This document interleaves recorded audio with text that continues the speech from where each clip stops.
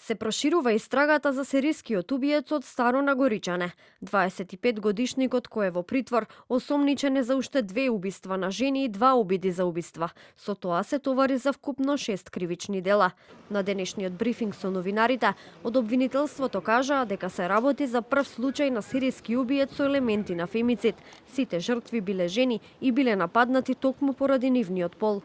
Во добиени нови докази ја проширивме истрагата против истиот сторител и тоа за 2 нови кривични дела убиство од квалификуван облик и 2 кривични дела обид за убиство од квалификуван облик, при што сега севкупно се води истрага за 6 кривични дела, од кои 4 се кривични дела довршени и 2 кривични дела убиство кои што останале во обид. Она што особено би сакал да истакнам е дека, колку што ми е мене познато, се работи за прв случај за кој од доказите произлегува дека се работи за сериски убиец кој што сторил и кривично дело фемицид, односно привршење на родово базирано насилство.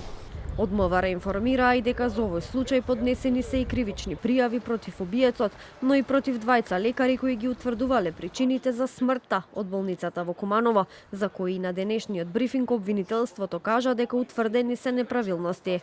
СВР Куманово до основното јавно обвинителство Куманово поднесе и кривична пријава за сторено кривично дело, несовесно вршење на службата против мртвопроверителите МС и ДД од Општа болница Куманово. Дополнително, на 25-годишникот му беа направени и психијатриски вештачења, кои според обвинителството покажале дека бил свесен за постапките, пресметлив и не боледувал од никаква болест која би го спречила судењето. Обвинителот посочи и дека имаат чиста слика за осомничениот, начинот на кој делувал билист, а го познавал и регионот и знаел каде оди. Од моментот кога се појави првата жртва на серискиот убиец и од кога обвинителството отвори предмет за овој случај, обвинителот со цел целосна истрага барал да се истражуваат настани и действија уште од 2023 година па се до критичниот ден во 2026 година. Од она што утврдила истрагата и е засега познато е дека 2 од жените се убиени во јануари 2026 година.